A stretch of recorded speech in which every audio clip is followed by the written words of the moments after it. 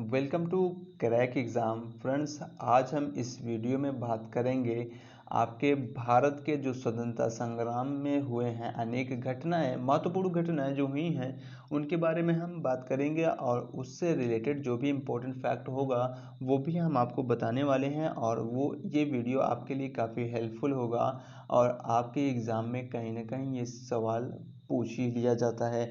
और आप देखेंगे कि आप इसमें काफ़ी सारे क्वेश्चन को आप जानते होंगे। ये फैक्ट आपके लिए काफ़ी हेल्पफुल है और आपके आने वाले एग्ज़ाम में भी कहीं ना कहीं से ये फैक्ट पूछ ही लिया जाते हैं। तो आप इस वीडियो को पूरा विदाउट स्किप किए हुए देखिए और ये वीडियो आपके लिए बहुत खास होने वाला है क्योंकि हम इसमें लाए हैं खास इम्पोर्टेंट उसकी घटनाएं और उससे रिलेटेड जो फैक्ट हैं वो भी हम आपको बताएंगे और वो घटनाएं कब घटित हुई हैं और उनके बारे में कुछ एक्स्ट्रा नॉलेज भी आपको हम देंगे। तो आप इस वीडियो को पूरी तरीके से आराम से विदाउट स्किप किए हुए देखिए। तो आपका हमारे इस क्रैक एग्ज़ाम चैनल पर बहुत बहुत स्वागत है। और फ्रेंड्स, अगर आप हमारे चैनल पर नए हैं तो हमारे चैनल को लाइक शेयर और सब्सक्राइब करना ना भूलें और बेल आइकन को भी प्रेस कर लें ताकि हमारे प्रत्येक वीडियो का नोटिफिकेशन आपको मिलता रहे और उससे रिलेटेड जो भी इम्पोर्टेंट फैक्ट हों वो आप ध्यान से देखिए और आप अपने दोस्तों को साथ इसे ज़्यादा से ज़्यादा शेयर कीजिए। तो चलिए शुरू करते हैं देरी न करते हुए। तो हम कुछ महत्वपूर्ण घटनाओं की बात करेंगे और उसकी तिथि की बात करेंगे। तो आप पूरा वीडियो बहुत आराम से देखिए। इसमें जो आपको एक्स्ट्रा इन्फॉर्मेशन बताया जा रहा है वो भी आप देखिए। तो सबसे पहले हम शुरू करते हैं 1904 यानी कि भारतीय विश्वविद्यालय अधिनियम पारित हुआ।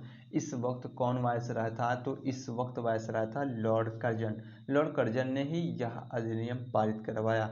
अगला है 1905 का बंगाल विभाजन। तो बंगाल विभाजन किसने किया था? तो बंगाल विभाजन भी लॉर्ड कर्जन के द्वारा ही किया गया था। कब किया गया था? 1905 में।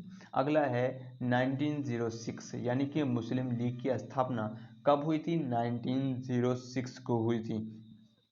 इसके अलावा आगे हम बात करते हैं 1906 में मुस्लिम लीग की स्थापना ढाका में नवाब सलीमुल्लाह के द्वारा की गई थी। अगला हम बात करेंगे 1907 यानी कि सूरत अधिवेशन। सूरत अधिवेशन में फूट पड़ गई थी किसमें? कांग्रेस के नरम दल और गरम दल में। ये आपके लिए काफ़ी इम्पोर्टेंट है, सूरत अधिवेशन में फूट पड़ी। अगला हम बात करते हैं 1909 यानी कि ये माल्ले मिंटो सुधार के बारे में बात करेंगे। तो माल्ले मिंटो सुधार 1909 में आया जिसमें मुस्लिमों के लिए पृथक निर्वाचन का क्षेत्र दे दिया गया और उससे रिलेटेड मुस्लिमों के लिए आरक्षण की व्यवस्था भी की गई। नेक्स्ट पे चलते हैं। नेक्स्ट है हमारा 1911 का ब्रिटिश सम्राट का दिल्ली दरबार। दिल्ली दरबार किसके समय वायसराय कौन था? तो दिल्ली दरबार के समय वायसराय लॉर्ड हार्डिंग था।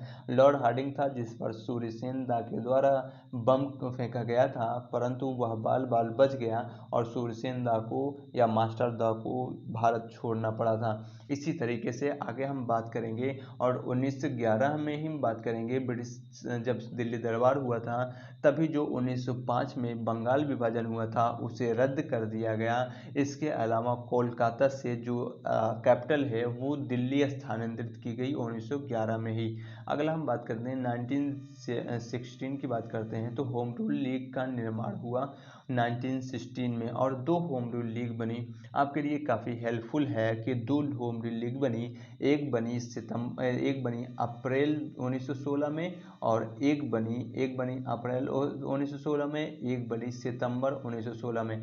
अप्रैल 1916 में बाल गंगाधर तिलक के द्वारा बनाई गई और सितंबर 1916 में एनी बेसन के द्वारा होम रूल लीग की स्थापना की गई थी। अगला हम बात करते हैं। अगला है हमारा 1916 में ही मुस्लिम लीग और कांग्रेस समझौता हुआ और इसे ही हम लखनऊ पैक्ट के नाम से जानते हैं। ये काफ़ी हेल्पफुल है और आप इसे देख लीजिए। जो 1907 की बात करते हैं वहाँ फूट पड़ी थी और यहाँ मुस्लिम लीग और कांग्रेस के बीच समझौता हुआ था जिसे लखनऊ पैक्ट कहा जाता है। अगला हम बात करते हैं। अगला है हमारा 1917 की बात करते हैं तो महात्मा गांधी के द्वारा जो चंपारण आंदोलन चलाया गया था ये भारत में महात्मा गांधी का पहला चंपारण आंदोलन था, जिसमें 3 कट्ठा की बात कही गई, यानी कि 3 कट्ठे पर खेती करना बहुत ही ज़रूरी था और उस पर नील की खेती करना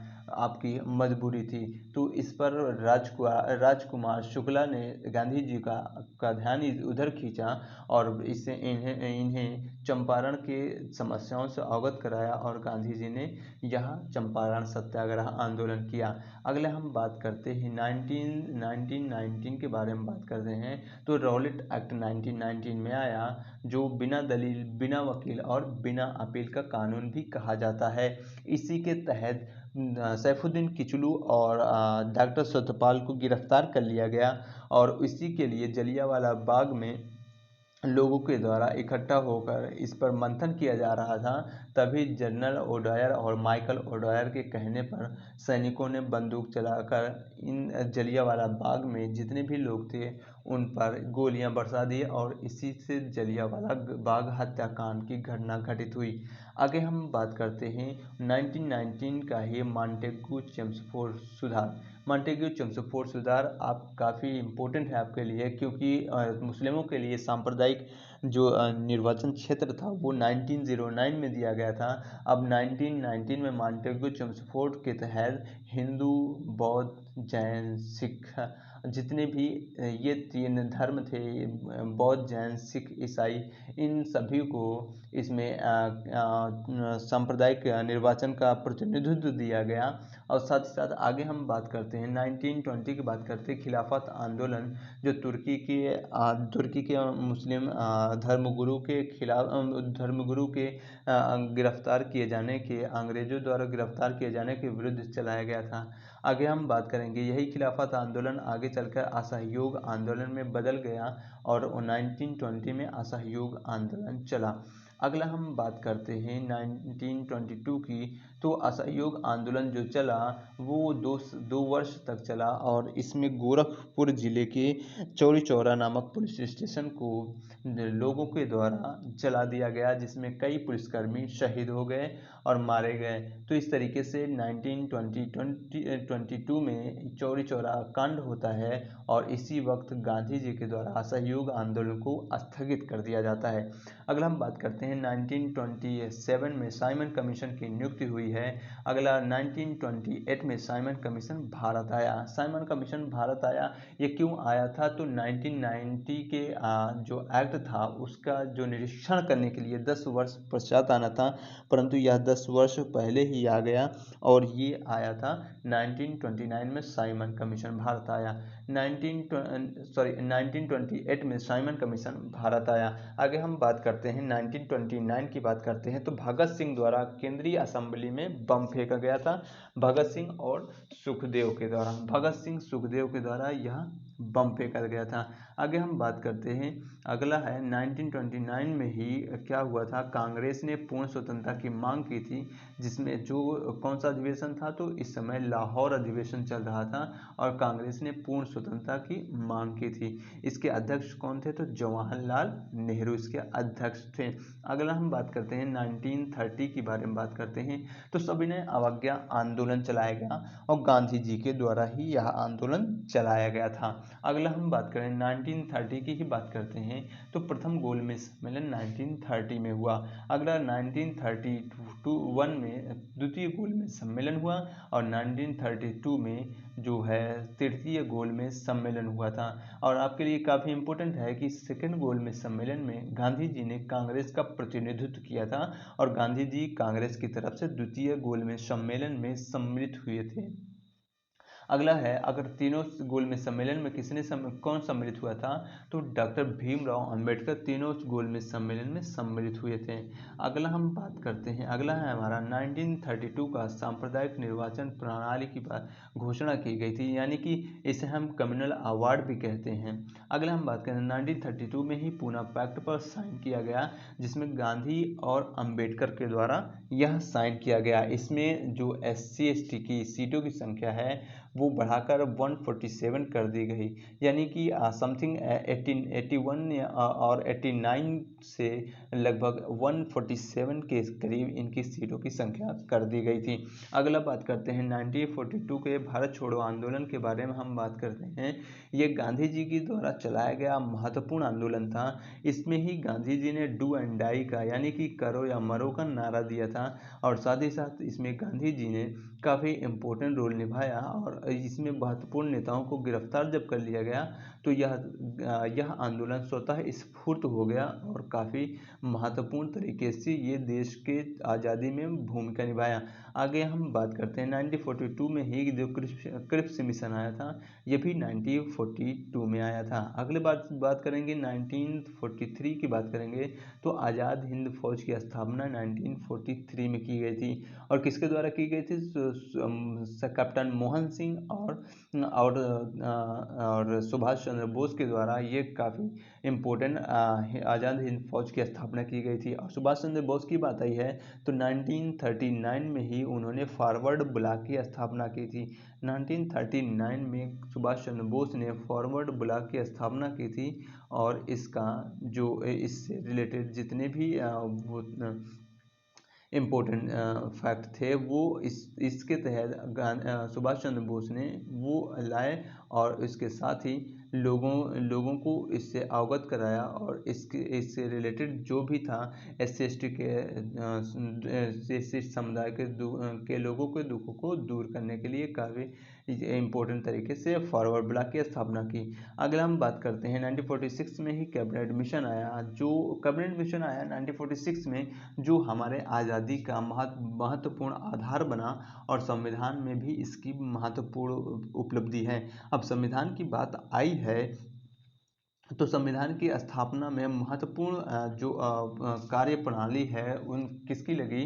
तो जो संविधान के निर्माण में 1935 के जो एक्ट आया था उससे काफ़ी ज़्यादा इसमें प्रावधान लिए गए हैं भारतीय संविधान में। इसके अलावा नेक्स्ट हम चलते हैं, नेक्स्ट हमारा भारतीय संविधान का निर्वाचन। तो भारतीय संविधान का निर्वाचन कब हुआ था? तो 1946 में, यानी कि 26 नवंबर 1946 के बाद ये बात हुई थी। तो इस तरीके से भारतीय संविधान सभा का निर्वाचन हुआ। अगला क्या है? 1946 में अंतरिम सरकार की भी स्थापना हुई थी। अंतरिम सरकार की स्थापना 1946 में हुई। अगला हम बात कर दें तो अगला है हमारा 1947 के भारत के विभाजन की माउंटबेटन योजना, जो भारत की विभाजन की महत्वपूर्ण योजना साबित हुई, जिससे माउंटबेटन योजना या डिक्की बर्ड योजना भी कहते हैं। तो माउंटबेटन को ही माउंटबेटन या डिक्की बर्ड भी कहते हैं। तो इस तरीके से भारत का विभाजन किसके द्वारा किया गया? तो माउंटबेटन के द्वारा यह विभाजन को स्वीकारोक्ति दी गई। अगले हम लास्ट की बात करते हैं। लास्ट है हमारा कि 1947 में ही भारतीय स्वतंत्रता की प्राप्ति हुई। कब हुई? तो 15 अगस्त 1947 को भारत आज़ाद हुआ। तो फ्रेंड्स, इस तरीके से हमने काफ़ी इम्पोर्टेंट जो घटनाएं हैं उसको हमने एकत्र करके और उसके डेट बाय डेट आपको काफ़ी इम्पोर्टेंट तरीके से इसे बताया है। और अगर ये वीडियो आपको अच्छा लगे तो आप ज़रूर लाइक, शेयर और सब्सक्राइब करना ना भूलें, और दोस्तों के विद्यार्थी से शेयर करना ना भूलें। और इससे रिलेटेड जो भी इम्पोर्टेंट फैक्ट हुआ वो हम आपको बताएं, और ये आपके एग्ज़ाम के लिए काफ़ी इम्पोर्टेंट है। तो इस तरीके से फ्रेंड्स, ये था हमारा आज का जो वीडियो है, उसमें कुछ महत्वपूर्ण घटनाएं और उनके घटित होने का वर्ष, और ये आप देख सकते हैं क्या किस तरीके से आप इस क्वेश्चन को डील कर सकते हैं। अगर आपने यह पूरी तरीके से देख लिया तो आपको प्रत्येक वीडियो में या प्रत्येक एग्ज़ाम में इससे रिलेटेड क्वेश्चन देखने को मिलेंगे। तो ये अगर वीडियो आपको अच्छा लगा है तो लाइक, शेयर ज़रूर करें, और फ्रेंड्स अपने दोस्तों के साथ इसे शेयर करें ताकि ज़्यादा से ज़्यादा लोग इस वीडियो से जुड़ सके। चलिए फिर मिलते हैं नेक्स्ट वीडियो में, तब तक के लिए जय हिंद।